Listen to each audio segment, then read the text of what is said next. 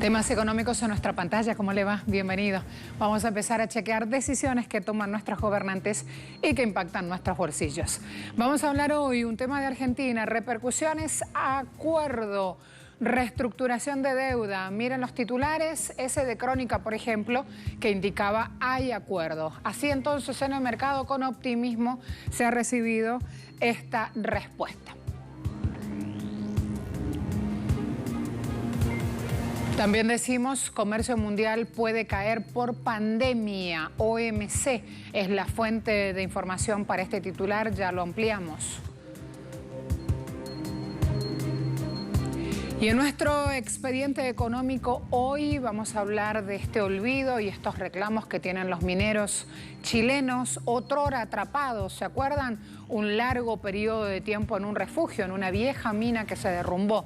Hoy la realidad es distinta y así entonces, conmemorando ese momento, recordando esa fecha, ponemos en la palestra mediática el hoy, el presente de estos trabajadores.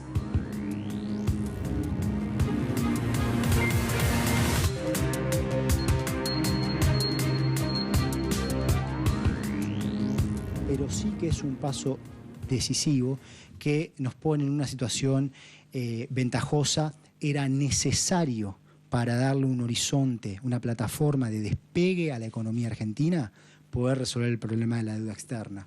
Pero esto no resuelve todos los problemas de la economía argentina. Ayer el presidente de Argentina, Alberto Fernández, dijo que el país había ahorrado 37.000 millones de dólares después de llegar a este acuerdo con sus acreedores para reestructurar más de 65.000 millones en deuda externa. Un comunicado emitido por Finanzas recalcó que algunas fechas de pago cambiarán sin aumentar la cantidad total de capital e intereses a pagar, al tiempo que aumenta el valor de la propuesta para la comunidad de acreedores.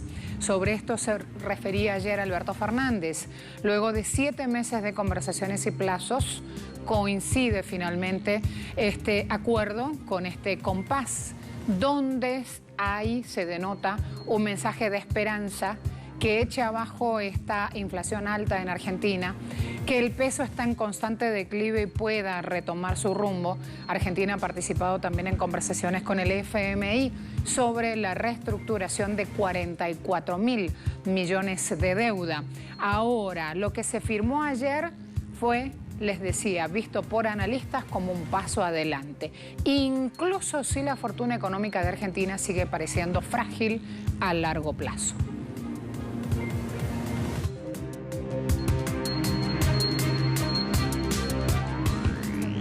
Invitación del 6 de julio, sin aumentar el monto total de los pagos de capital o los pagos de interés. Argentina se compromete a realizar y mejorando al mismo tiempo el valor de la propuesta para la comunidad acreedora. Específicamente, las fechas de pago sobre los nuevos bonos serán el 9 de enero y el 9 de julio en lugar del 4 de marzo y el 4 de septiembre. Los nuevos bonos a ser emitidos como compensación por intereses devengados y compensación por consentimiento adicional comenzarán a amortizar en enero de 2025 y vencerán en julio de 2029. Los nuevos bonos 2030 en dólares y en euros comenzarán a amortizar en julio de 2024 y vencerán en julio de 2030, donde la primera cuota tendrá un monto equivalente a la mitad de cada cuota restante. Los nuevos bonos 2038 en dólares y en euros, a ser emitidos como contraprestación por los bonos de descuento existentes, comenzarán a amortizar en julio de 2027 y vencerán en enero de 2038.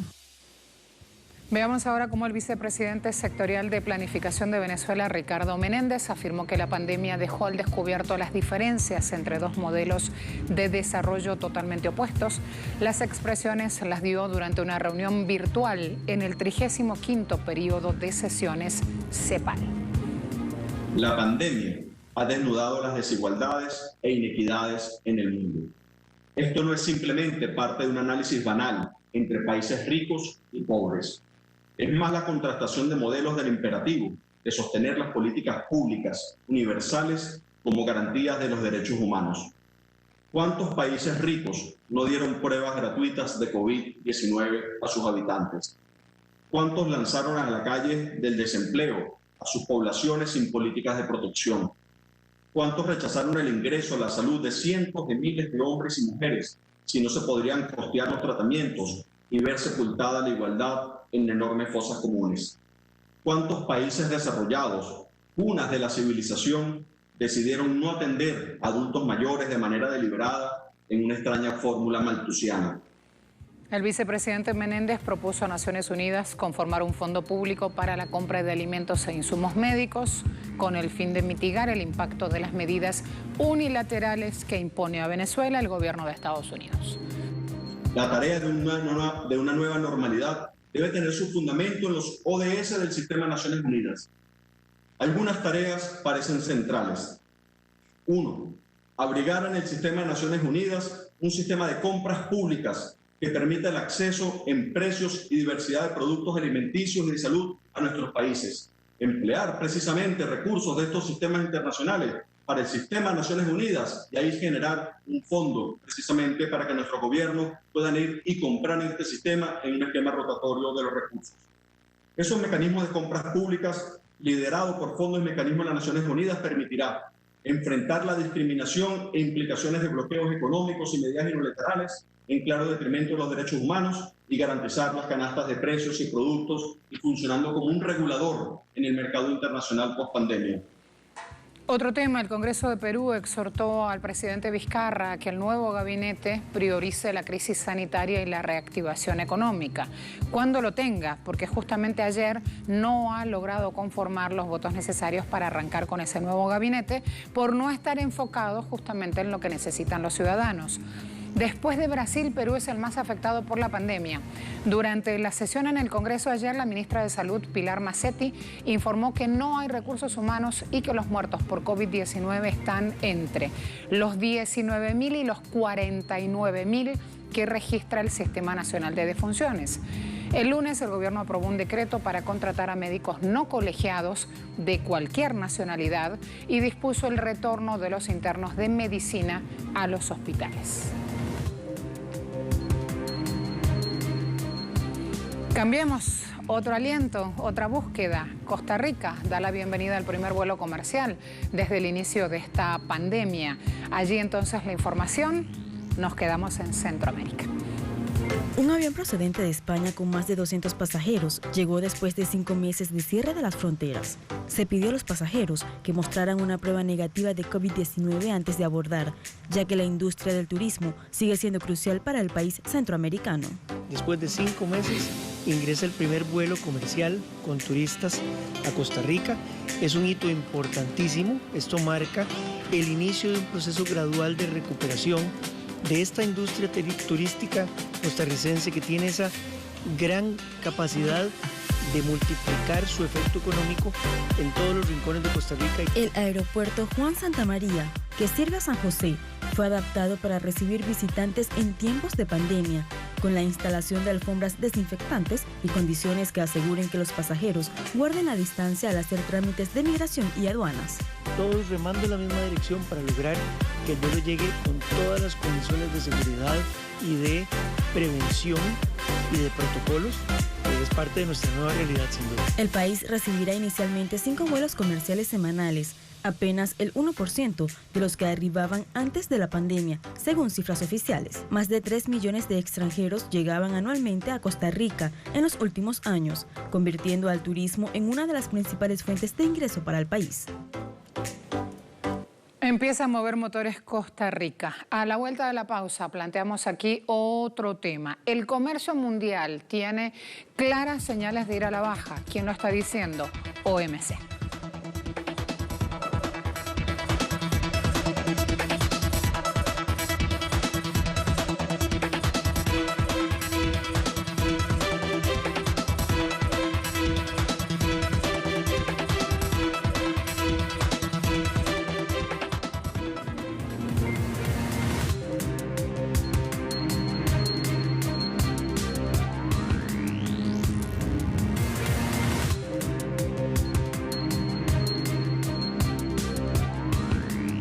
El pasado domingo la bolsa de valores de Irán cruzó 2 millones de puntos por primera vez, incluso cuando las sanciones de Estados Unidos, que han elevado el desempleo y disparado la inflación en el país persa, a lo que se suman los bajos precios del petróleo, azotaron la economía de Irán. De acuerdo a un analista, la bolsa de Teherán puede haber actuado como un amortiguador para evitar uno de los peores desastres para la economía iraní. La bolsa de Teherán ha experimentado fuertes aumentos este año, incluso cuando Irán luchó con uno de los primeros brotes graves de coronavirus. Esto se debe quizás a que en la actualidad las personas promedio ahora tienen acceso al mercado y pueden intercambiar acciones, obteniendo ganancias que nunca verían en una cuenta de ahorro o un certificado de depósito. Fundada en 1967, la Bolsa de Valores de Teherán enumera alrededor de 1.000 compañías, incluidas firmas importantes como el fabricante de automóviles Irán Khodro. La bolsa ahora tiene una capitalización de mercado de más de 200.000 millones de dólares. El índice del dólar estadounidense, que mide el valor del dólar frente a una canasta de moneda líderes, cayó un 4,1% en julio pasado, el mayor descenso porcentual mensual desde septiembre de 2010, según informes de Reuters. La mayor parte de la caída se produjo en los últimos 10 días del mes, cuando los nuevos casos de coronavirus resurgieron en varios estados de Estados Unidos e impactaron la recuperación económica del país. La debilidad de la moneda está relacionada con las expectativas del mercado para una mayor flexibilización de la política monetaria de Estados Unidos y la falta de acuerdo entre los legisladores estadounidenses sobre un mayor estímulo fiscal. La confianza en el dólar también se vio socavada después de que el presidente de Estados Unidos, Donald Trump, planteó la posibilidad de retrasar las elecciones presidenciales previstas para noviembre próximo.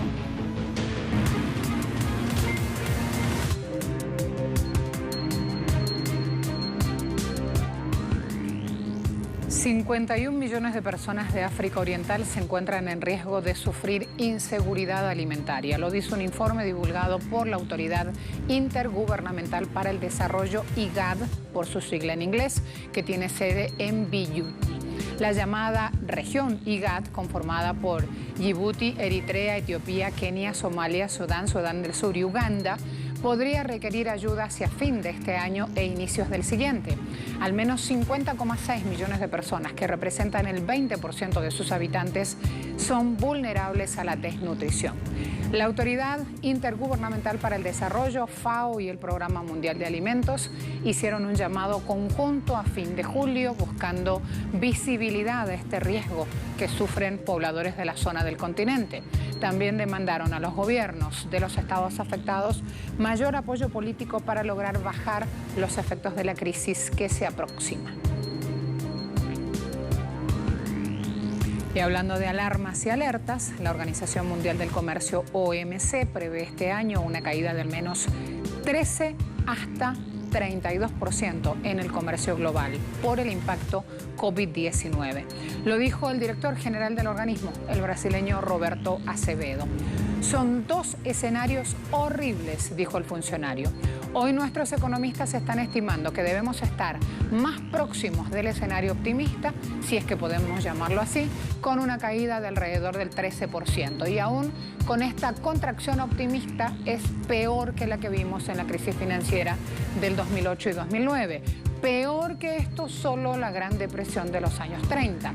Acevedo dijo que la OMC ve con cierta preocupación los discursos nacionalistas de autosuficiencia como respuestas a las vulnerabilidades causadas por falta de medicamentos y productos médicos agravados por la crisis que genera la pandemia. A la vuelta de la pausa, un espacio de reflexión, de historia, de análisis económico. Los hechos en Chile, los 33 mineros.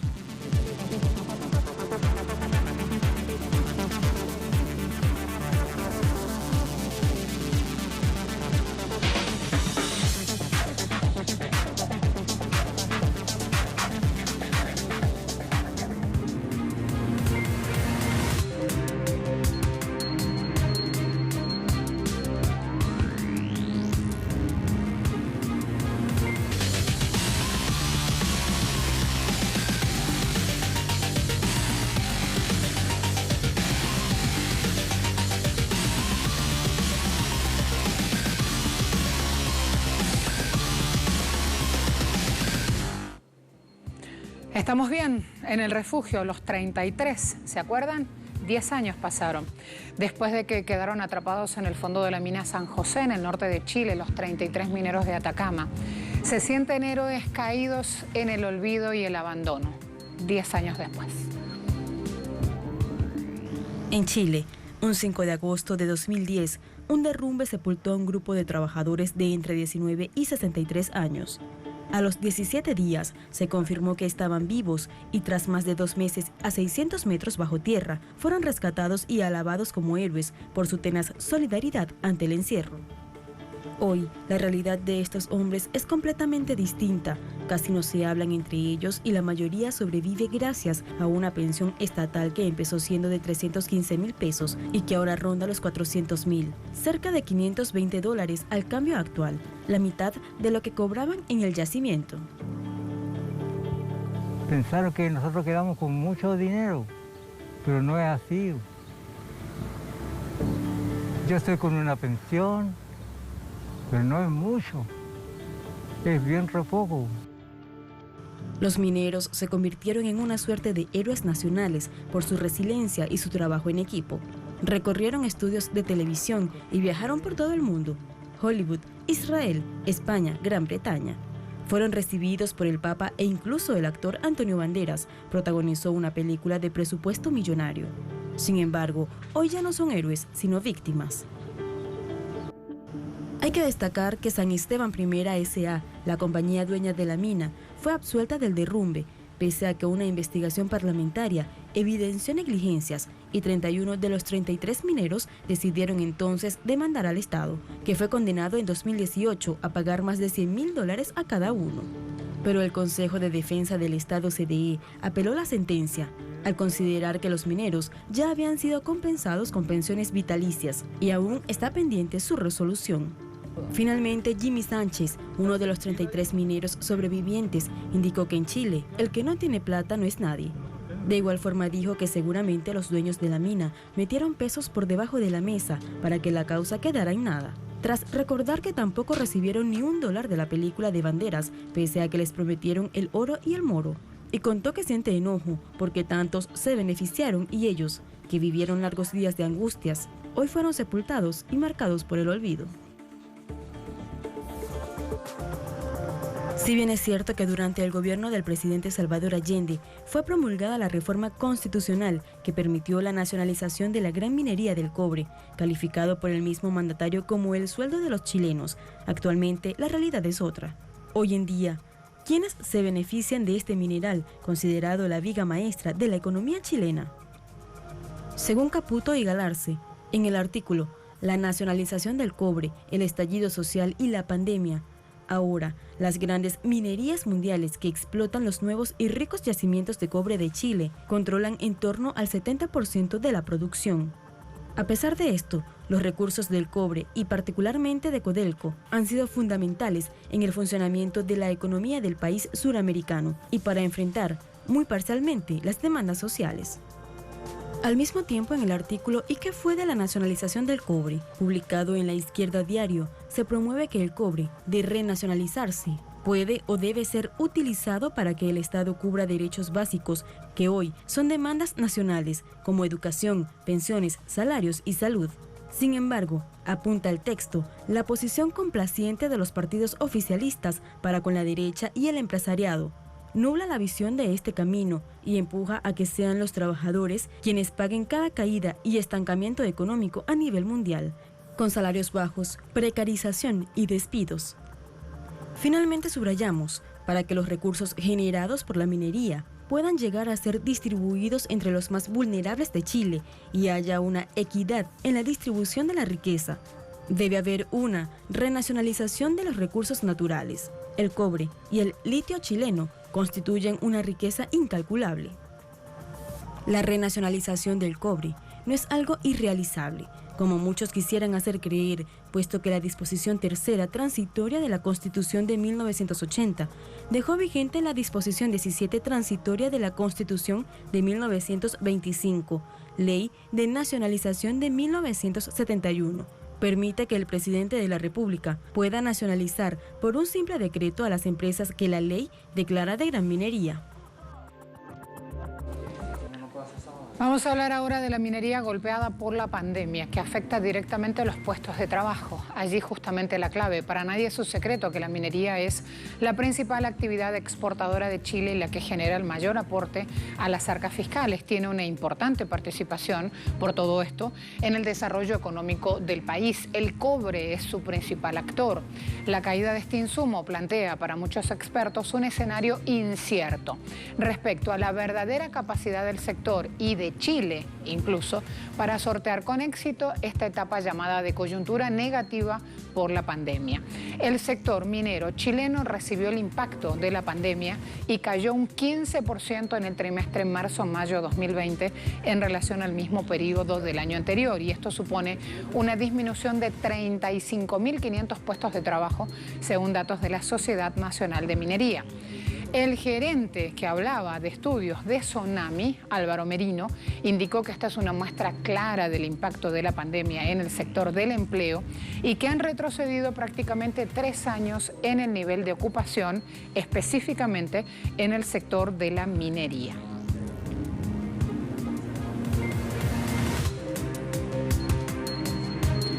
Al mismo tiempo, voy a contarles que los precios del cobre caían por cuarta sesión consecutiva el lunes, tocando su nivel más bajo en 3 semanas en medio de esta preocupación sobre la demanda física, los crecientes casos COVID-19 y un dólar más fuerte. Hay que destacar que los precios del metal han repuntado con fuerza desde mínimos de 4 años que tocaron en marzo, pero se han mantenido en un rango limitado desde sus máximos de 2 años de mediados de julio. Nuestro recuerdo a los 33 en este día de conmemoración, pero también, según ellos, un día de dolor y olvido en Chile.